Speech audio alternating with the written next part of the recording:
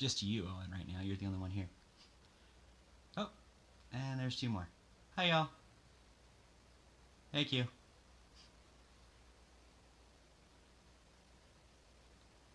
If somebody could let me know, can you guys hear me okay?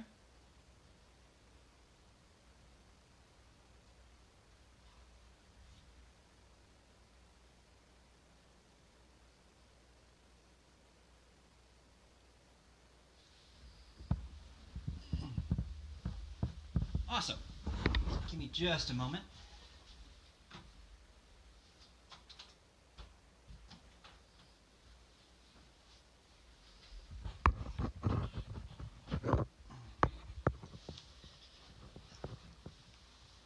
So, yes, I am teasing you a little bit. These are some of the many jewelry applications that Chainmail has.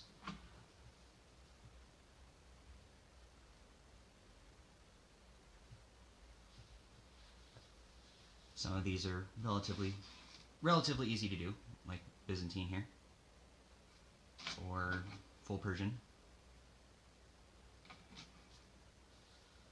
While some of the others are fairly more complicated. The small little bit of dragon scale we have here. The fireworm, which is a full Persian variant. The windworm, which is one of my favorite pieces I've done. This is actually something we covered the other night. This is European 6-in-1 in square wire, just made into a bracelet rather than an armor sheet. Tonight, it's not going to have so much of the tool benefit for those who were not here the other night. For those, you'll have to go back to the other video. I'm just going to be showing you guys some different weaves, so I figured I'd show some of the things that could potentially be done, though I will not be showing you all of these tonight. I'm going to kind of play it by ear and see how many different weaves we can get through, and hopefully you guys can pick up something, and since this will be available after the fact, you can go through, find timestamps, and go over some of those different weaves as many times as necessary until you kind of fully understand it. With that being said, it is just about start time, so I'm going to move some of these out of the way. And we can see, I think to start with this evening we'll do Byzantine. Again, unlike the other, or just like the other night I should say, the ring sizes I'm using are not ideal. This actually I'm pulling from what would be my teaching stash. These are all 18 gauge 1/4 inch anodized aluminum, and for those that were here previous night, as you can see, I'm using my jewelry pliers, the ones that I said I prefer to use for this type of work. Xeron chisel nose and Xeron 90-degree bent nose. So get a nice close-up of that chisel nose so you can see exactly what that means. And the bent nose, which you're probably somewhat familiar with by now if you were here the other night. And that would be why I closed the door, is now the dogs are barking downstairs, but y'all won't be able to hear them as much. So I'll give them a little bit to calm down, and then we can get started.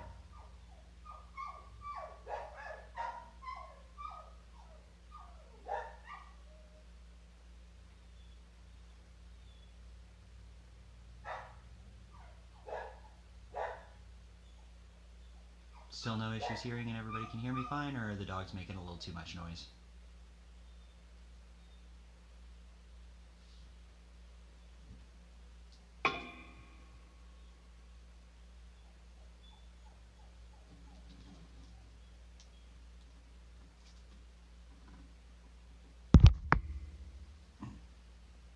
Alright.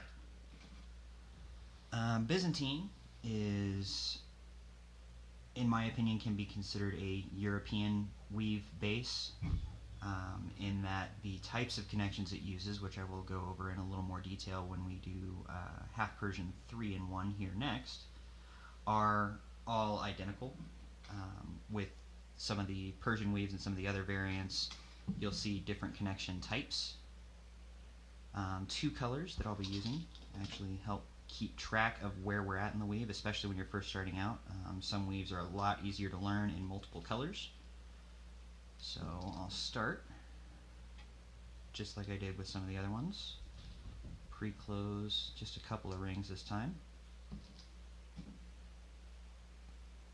And let's go ahead and get that sample back over here so you can see kind of what our end goal looks like with rings that are a little better sized.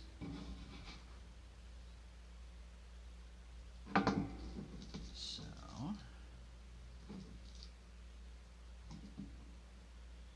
especially with jewelry work, I want to emphasize one of the things I covered last night. The grip is very, very light. You really don't want to have a firm grip on your pliers at all for lighter work like this.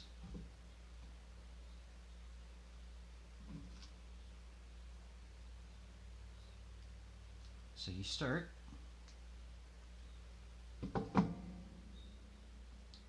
with 2 rings connected to 2 rings. We're going to add 2 of my second color now.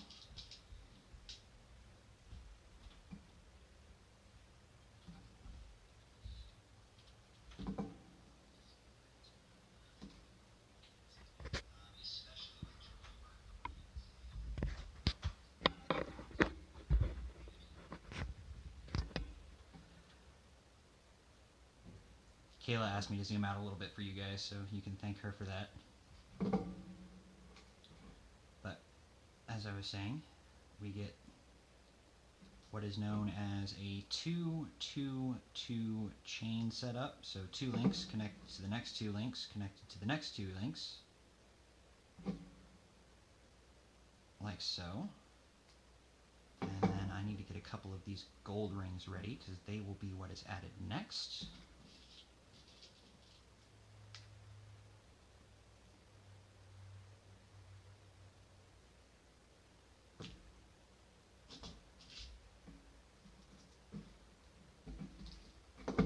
So here's the fun part.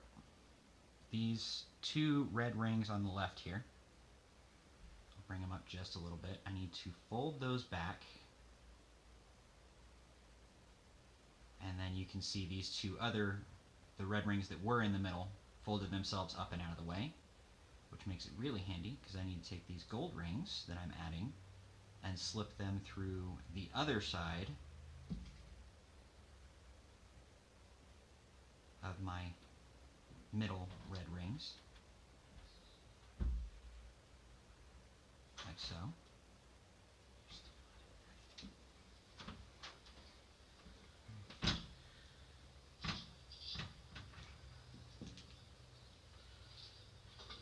Close that up.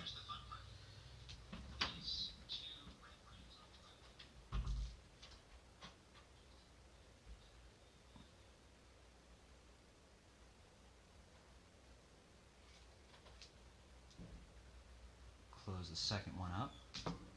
And now, I'll go ahead and use my pliers for this a little bit. Not intended purpose. You can see the cage that forms as I pull the gold rings apart, which ordinarily would be done by the weight of the rest of the chain.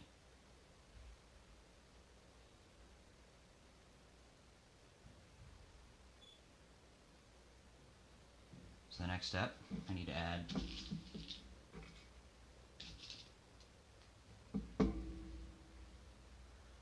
4 more gold rings, which these ones love to get tangled up with each other.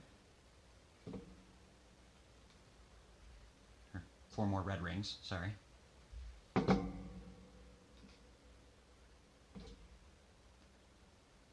of which I can pre-close.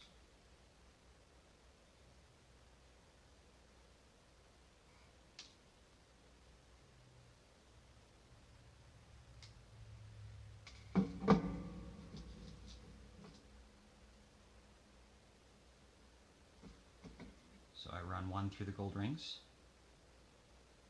throw those 2 on,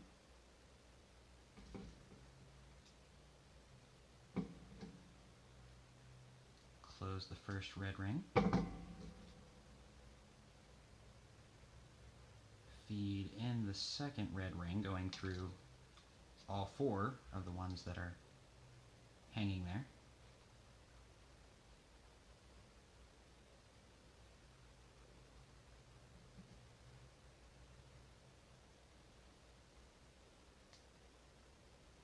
Sorry, I keep pulling the work back toward me and taking it out of frame on you guys.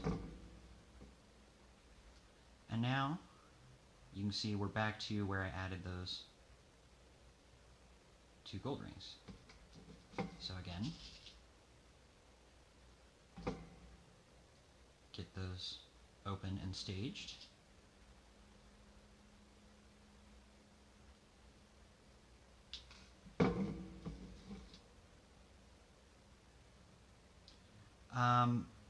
You can do captures in Byzantine. It's not one of the best weaves for it. You have to have some really small beads compared to what you're using. So, but there are some options for that. You can also actually run light gauge jewelry wire down the center, and if you oversize the Byzantine, use some larger things. That's a little out of scope for tonight, though. But again, pull this back out so I can re-emphasize. The 2 red rings on the end get folded back. Those 2 need to get split. And feed this through right there so that that cage forms.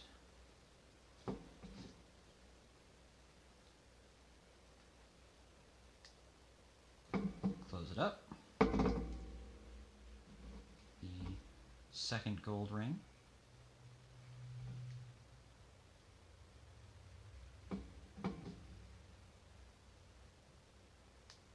Close that one up.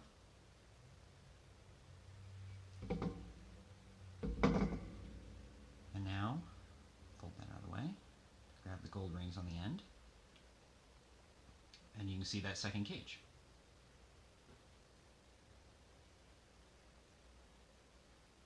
That is 2 run-throughs of the Byzantine pattern. To close this one up, if you want to make a solid chain with no clasp like this one,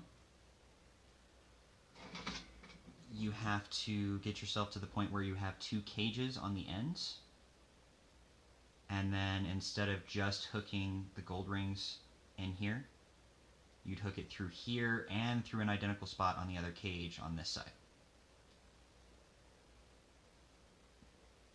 So I think just for clarity's sake and trying to get a really good shot of it, I'll go through one more iteration on this one and we can move on to a different weave.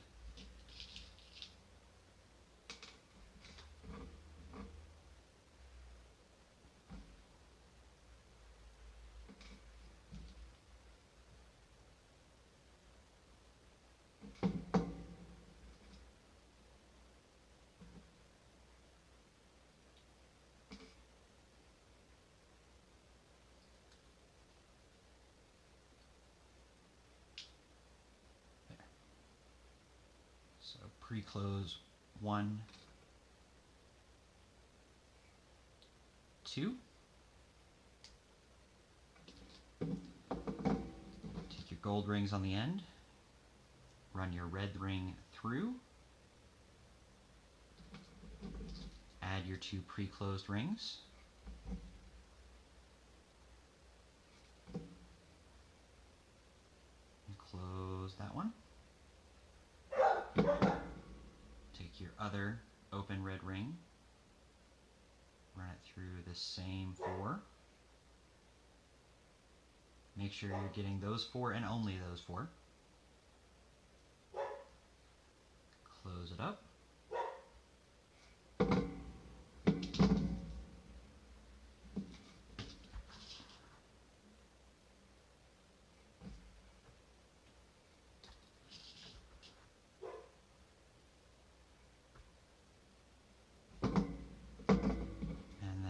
Once you've got the 2 gold rings that I just opened ready to go, you'll flip those last 2 red rings back, spread these 2 just a little bit, run your first gold ring through,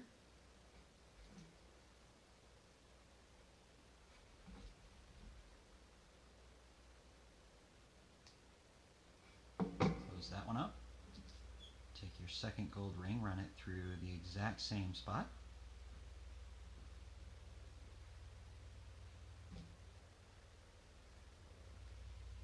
Close it up.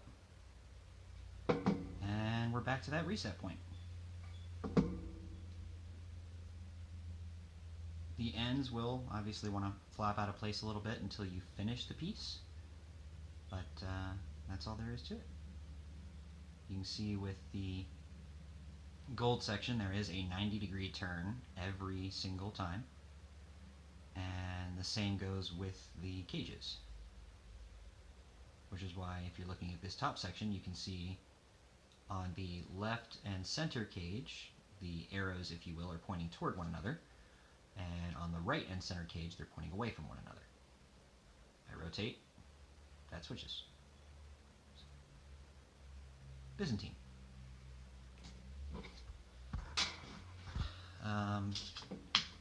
We'll change the colors up a little bit. We'll do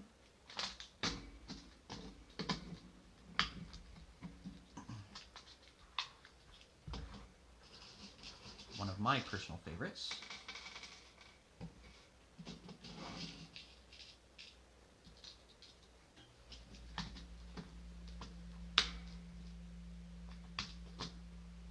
And one of the early ones I learned, full Persian. This is full Persian 6-in-1. That means that if you follow one ring carefully, there are 6 connections that run through it. So taking a look at this ring right here, you can see that these two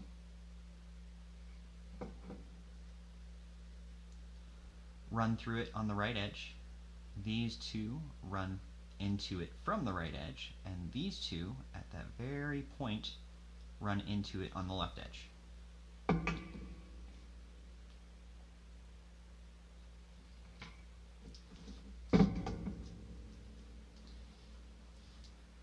Full Persian, because there is a line straight down the center, is one of those that you'd really have to oversize as well if you wanted to do any sort of capture in it. In its natural, if you will, size, it is too small to run anything through.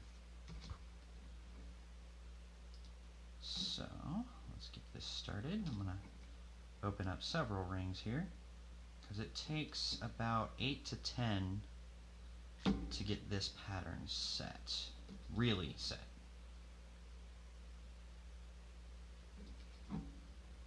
And it's been a while since I've started this one, so bear with me a little bit.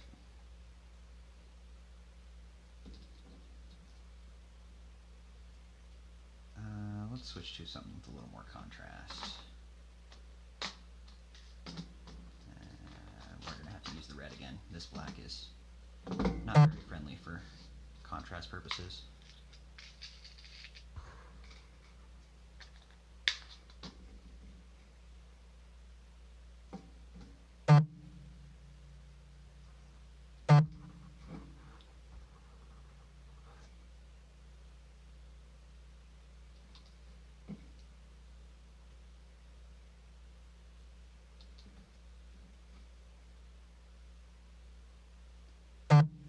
So now I've got plenty of rings open.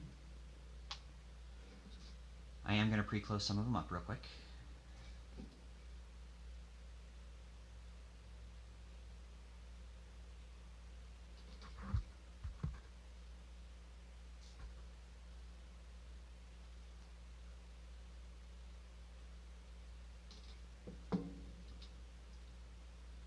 And I'm going to build that same 2-2-2 chain we started the Byzantine with, but I'm going to do it a little bit of a quicker way this time. Instead of only joining 2 and 2 and then joining the other 2 later, you can, kind of like you did with the European 4-in-1, throw all 4 on there,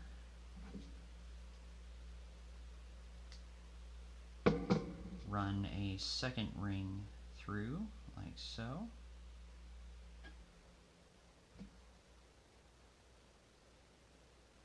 close close it as well.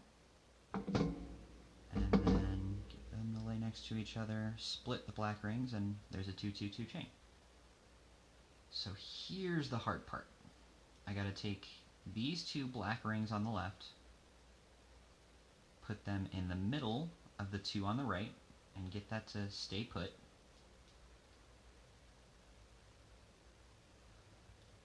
Like that.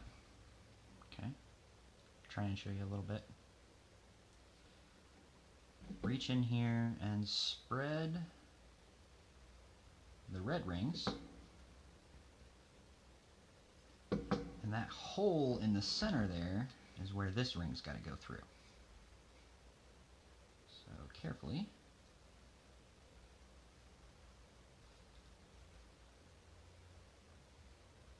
Just like that. And this one is a little more difficult to get to close up. These black rings have a thicker coating, so they don't have quite the AR I prefer for this. Just like that. Oh yeah, this is going to be real tight with that AR, so we'll do a Christmas color chain.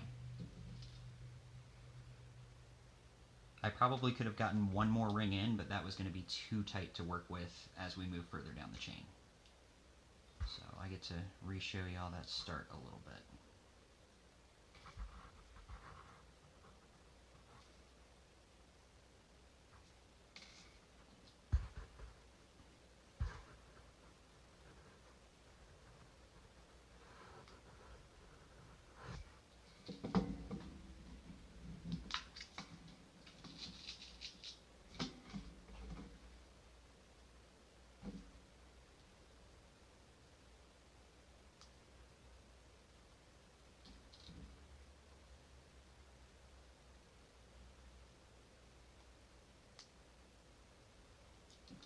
While I'm resetting this up, do we have any questions on Byzantine?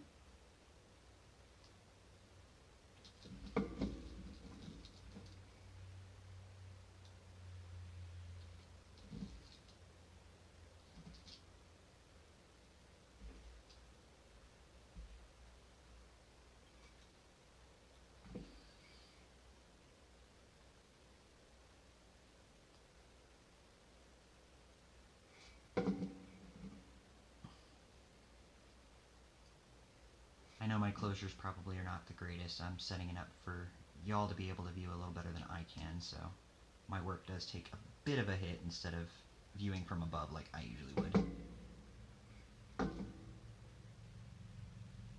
So we're back to that 2-2-2 chain.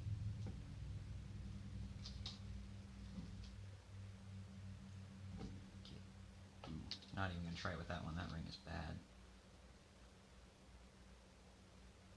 I've got two green rings set up, ready to go. So we're taking the red rings on the left, putting them in the middle of the two red rings on the right. So they're sandwiched between there. Those green rings kind of just spread themselves for me, so I'll take a new green ring and feed it through that hole in the center there.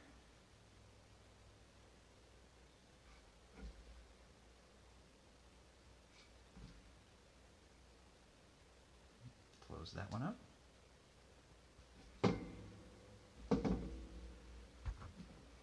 Take another green ring, run it through immediately next to the one I just put in, making sure to not go through any other green rings, just that hole in the red.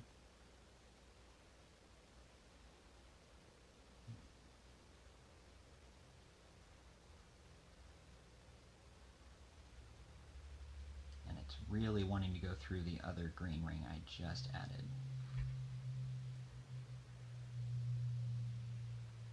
There we go.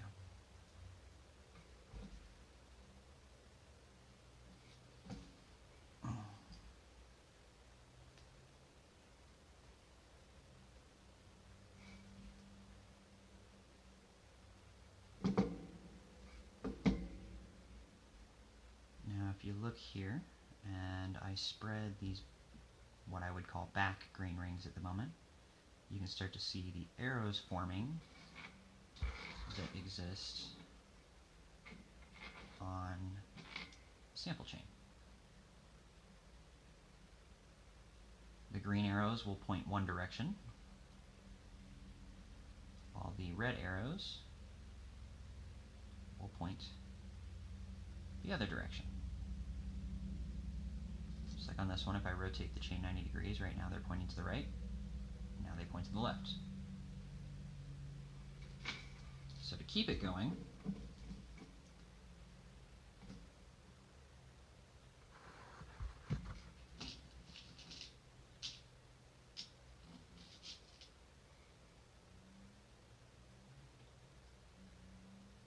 take a couple of the red rings. You're going to stick them through the green rings on the right, outside of any red rings. So it's just going through those green, like so.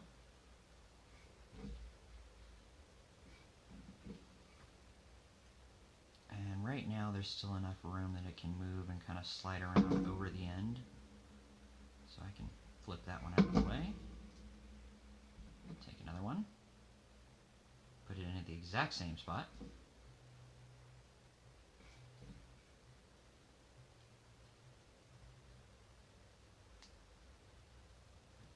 Just like that.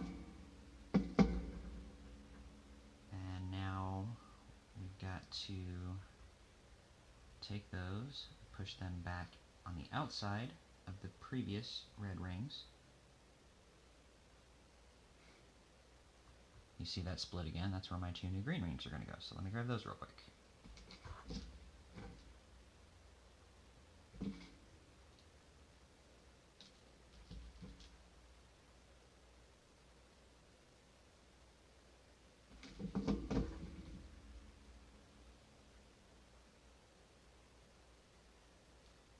Get those red rings reset. Get that green ring split. And there's my hole.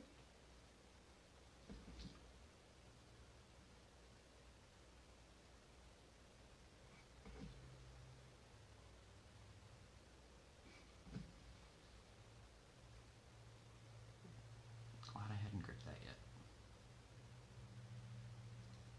Close that up.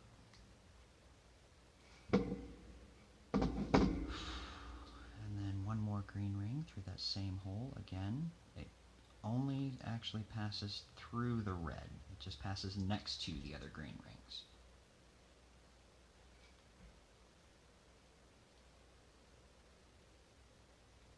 And now the pattern is pretty well set. Let's just rinse and repeat from there. If I were to start building from the other end, I'd be doing the green rings on the outside and then the red rings through the hole in the middle that develops. So this one you really can work from either end pretty easily. It's just you got to remember that it's two this way, then two this way. But it's a fun little one, and this 18 gauge quarter is a pretty good size for it. The anodized coating on the black rings was just a little on the thicker side. I can come back and go back over that one a little more if you guys want later.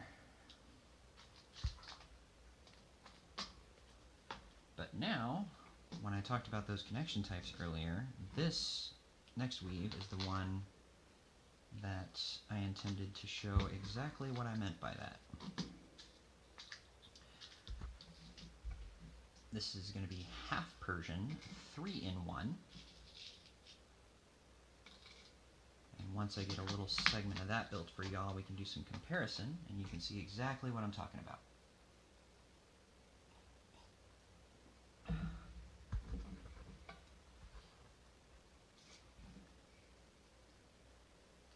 So I'm going to take all of these purple rings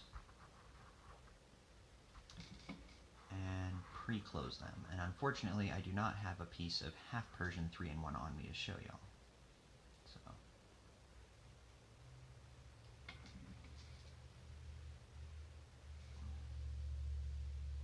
it really is hard to break that habit of turning the ring back toward myself so I can get a better look at it.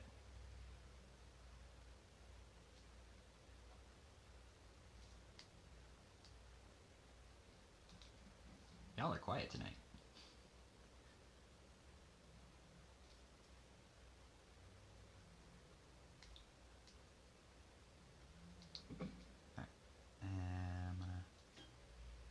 open and leave open all these gold rings, and then we'll be set up. And it doesn't matter how long of a half Persian chain you're making. If you're doing a 2-color like this, I would definitely recommend pre-closing one color a good number at a time, so you can just, once you get it set, start going and keep going for a while. Alright, so I've got 5 of each here. I'm going to take one of my open gold rings,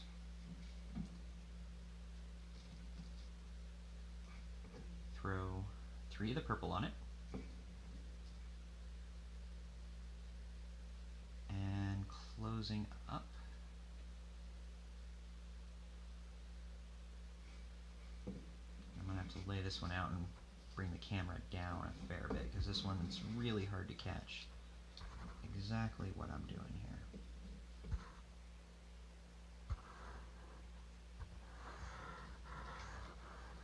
This is the real trick.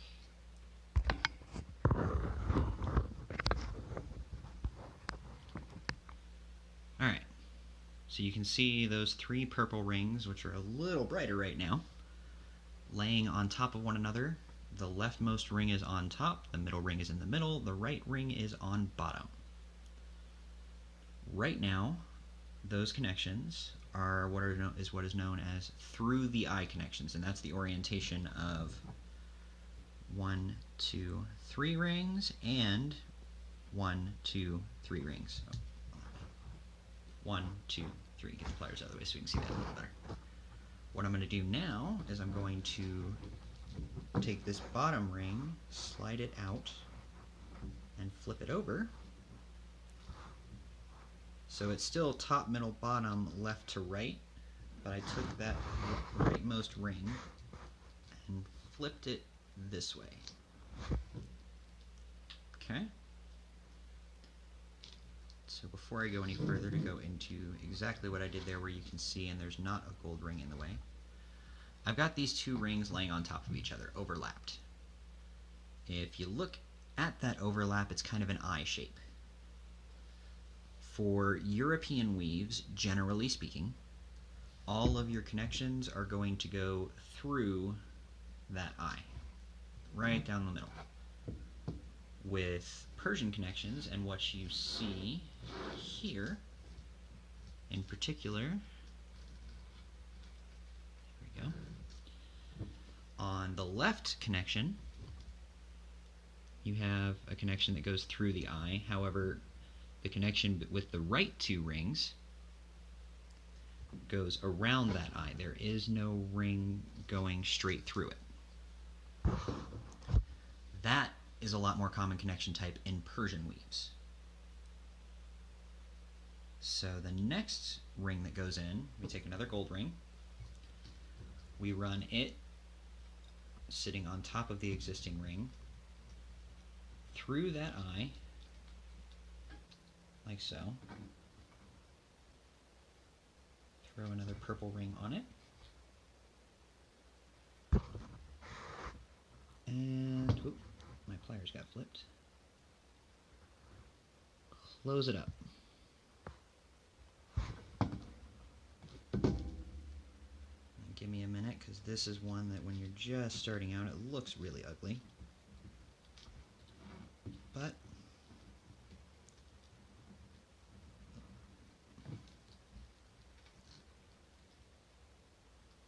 there we are.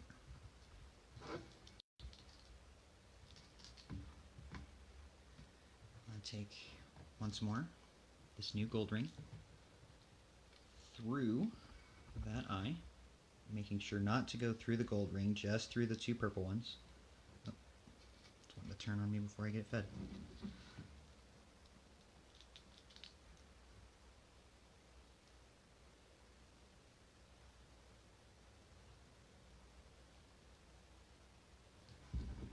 Throw another purple ring on.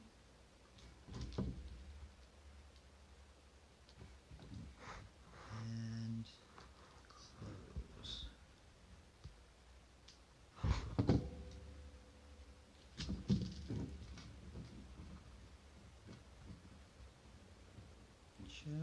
And then slide that one back there so it's sitting where it needs to.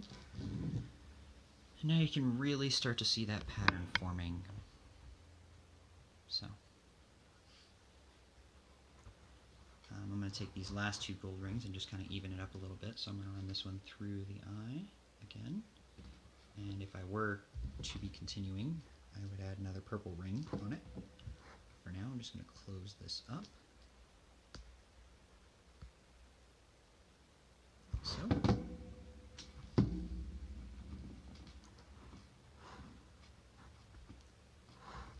Down.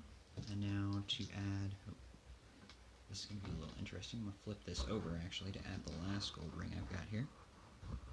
Smooth it around. And this one's a little weird. I'm going to go, here we go. Again, on top of the existing gold rings, but now I want to go around that eye to get that last one in place. Close it up.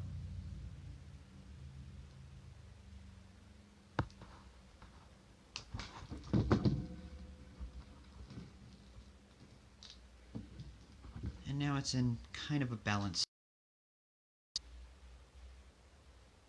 This is another one I think is kind of pretty. I prefer the 4-in-1 variant over the 3-in-1 because it's balanced. But there it is.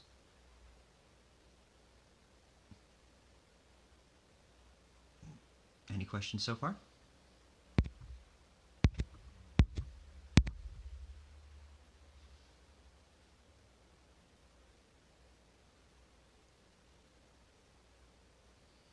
What do y'all think? One more?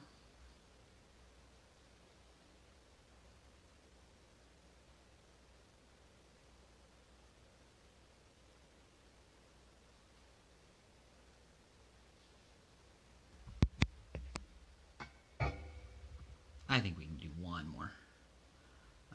So I'm going to, I'll show y'all a basic spiral weave. For this, I'm only going to use the one color.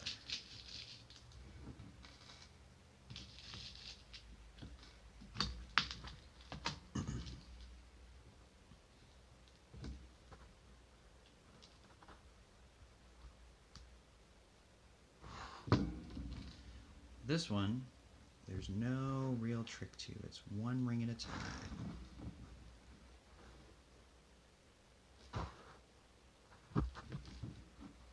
So we'll get a few of these open. This one also goes together pretty quick. And there are a ton of variations you can do on this, on half Persian, on the full Persian. These are good building blocks you can do a lot more with from there. So let's move this camera back out a little bit so I don't have to work quite as close to the table. There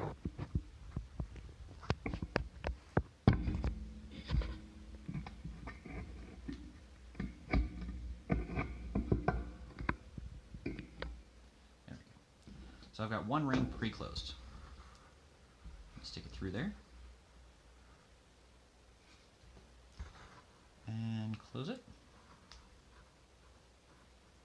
And since we're going to do a spiral 4-in-1, I'm going to twist the rings so that the ring on the left is the front and the ring on the right is the back. That's going to set the direction of the spiral for the entire chain. So now I'm going to take my new ring, I'm going to feed it through the two previous. And you can see when it closes up, it's going to end up now as the new back. So we'll take that.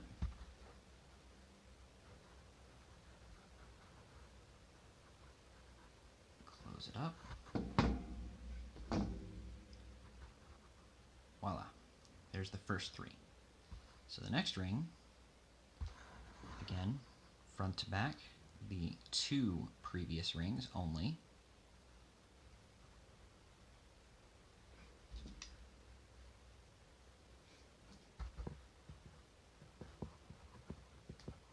Close it up.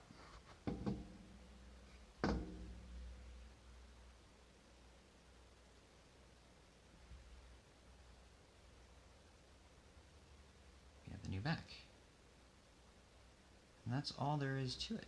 As you take a new ring, you feed it front to back through the previous two, making sure you've got the rest of the rings rotated properly.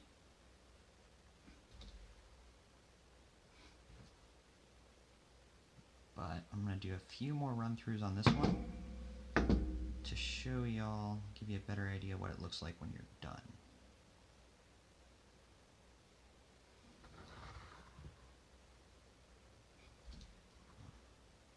We'll work through that a little quicker because this one's not too crazy to pick up.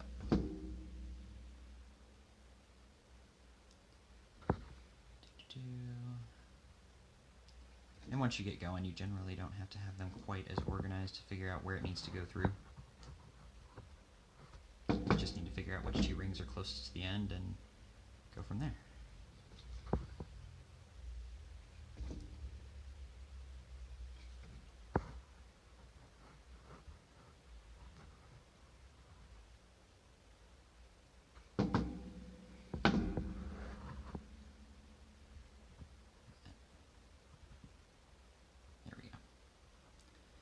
So you can see even when I twist this as far as I can, it's still going to start to spiral around. In fact, we've got about half a turn now. And if you keep going, following that same pattern, you'll end up with a nice twisted chain. As I said, there are a lot of variants you can do on this one. You can double each individual ring. You can make two of these and have them wrap around each other, which produces a really interesting effect. Why are you wanting to flip out of place? There we go. You can do it at an aspect ratio that is so tight it cannot come undone. I mean, you can add additional rings as frills to it. You can do so much.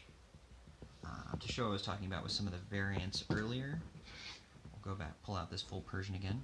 Okay. And then this one, this windworm, is a full Persian variant. If you look very closely, try and get that up there at the corner of each side of this box, if you will, you can see the arrows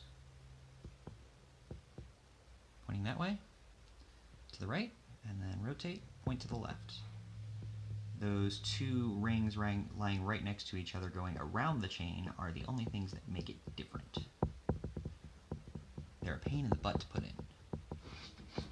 And then the fireworm chain here, those very closely related to the windworm, but a little harder to see. But if you look close, there's your arrows going one direction, there's your arrows going the other direction. These ones, they're much closer together. They're not evenly spread. And you're doing something very similar. It's just the way you feed those two rings through that's different. The reason I had this one out, the dragon scale, look very, very closely.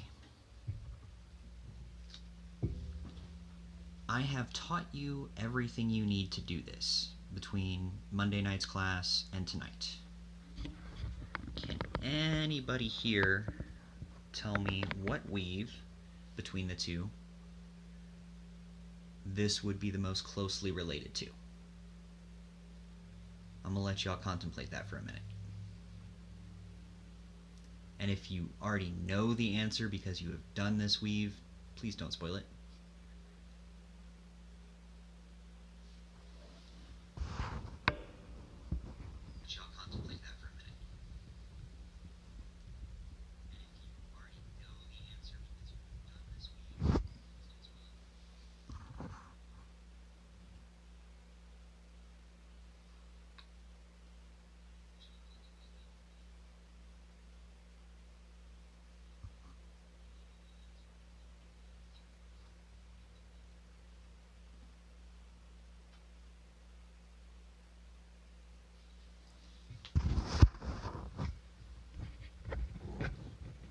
Not a bad guess with the way that this one has grown, Jay, but that one is not it.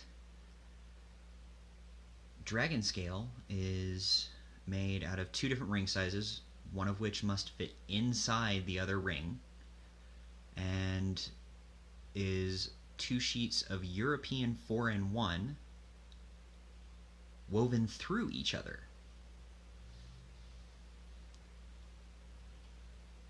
So I'll start trying to trace one of those chains for you here. We'll start with this big ring on the bottom. It's connected to a little ring right here and right here. Those little rings are connected to this ring here, and this one here. So it only has 3 connections there. But as I keep going up, this big ring here has the 2 little rings I was just pointing out, and these 2 up here. Which means this big ring that I kind of just skipped over is from the second sheet. So the sheets, the way they're woven through each other,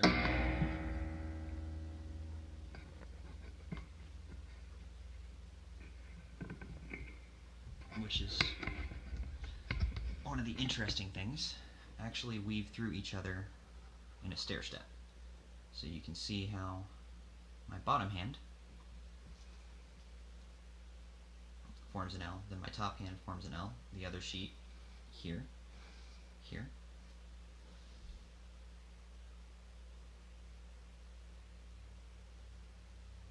So you get the 2 sheets form that stair step. So you actually, let's see if we can get a decent shot of the side to give you a little bit of an idea.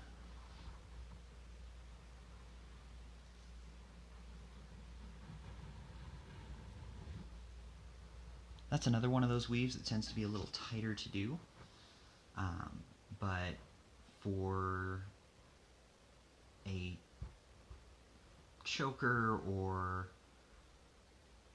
a much wider necklace, it turns out absolutely gorgeous.